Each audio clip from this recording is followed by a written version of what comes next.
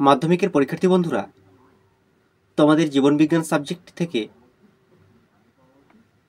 পঞ্চম অধ্যায়ের কিছু সম্ভাব্য প্রশ্ন বাছাই করা হয়েছে এবছরের সাজেশন হিসেবে।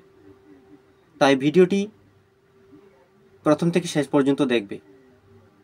আর ভিডিও দেখে যদি ভালো লাগে একটি লাইক দিবে, বন্ধুদের শেয়ার করবে। চ্যানেলটিতে প্রথম ভিডিও দেখে থাকলে অবশ্যই চ্যানেলটি সাবস্ক্রাইব করে আমাদের সাথে থাকবে এই ধরনের সাজেশন ভিডিওগুলো পাওয়ার জন্য, এবং নিজের মূল্যবান মতামত কমেন্ট বক্সে জানাবে।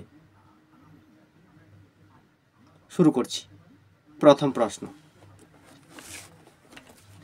প্রশ্ন পঞ্চম অধ্যায়ের, ভারতের বিভিন্ন হটস্পটে কি কি এন্ডেমিক প্রজাতির জীব দেখা যায় তার তালিকা তৈরি করো। রেড পান্ডার সংখ্যা হ্রাস পাওয়ার কারণগুলি নির্ধারণ করো। দ্বিতীয় প্রশ্ন, জীব বৈচিত্র্য কি কি কারণে হ্রাস পায় তা সঠিক উদাহরণের সাহায্যে নির্ধারণ করো। তৃতীয় প্রশ্ন, ক্যান্সার রোগের কারণগুলি লেখো। জীব বৈচিত্র্য সংরক্ষণে জয়েন্ট ফরেস্ট ম্যানেজমেন্টের ভূমিকা কী কী? চতুর্থ প্রশ্ন, পূর্ব হিমালয় হটস্পটে সুরক্ষিত এন্ডেমিক 3টি জীবের নাম লেখো। আগামী দিনে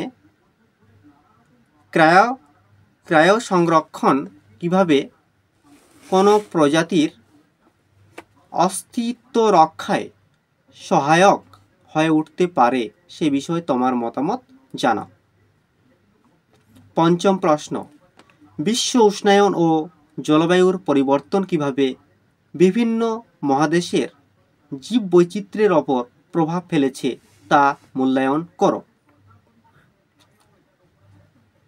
দূষণ কিভাবে মানব স্বাস্থ্যের ওপর প্রভাব ফেলে তা তোমার অভিজ্ঞতার ভিত্তিতে নির্ধারণ করো। ষষ্ঠ প্রশ্ন, সিংহ সংরক্ষণের জন্য ভারতবর্ষের গির জাতীয় উদ্যানে যে যে ইনসিটু ব্যবস্থা নেওয়া হয়েছে তা উল্লেখ করো। ক্রমবর্ধমান জনসংখ্যার ফলে একটি অঞ্চলে কি কি পরিবেশগত সমস্যা ঘটতে পারে। সপ্তম প্রশ্ন, গঙ্গা নদীর দূষণের ফলে প্রাণী জীব বৈচিত্র্যের বিপন্নতার 2টি উদাহরণ দাও। নাইট্রোজেন চক্র ব্যাহত হওয়ার ফলে যেসব ঘটনা ঘটছে তার যে কোনো প্রধান 3টি ঘটনা ব্যাখ্যা করো। অষ্টম প্রশ্ন, নিম্নলিখিত দূষকগুলি পরিবেশ ও মানব স্বাস্থ্যে কি কি প্রভাব ফেলে তা মূল্যায়ন করো। অভঙ্গুর কীটনাশক, পরাগরেণু, ফসফেট ও নাইট্রেট সমৃদ্ধ রাসায়নিক সার, স্বাস্থ্যকেন্দ্রে জীবাণু সমৃদ্ধ আবর্জনা, ক্লোরোফ্লুরোকার্বন, এই সমস্ত।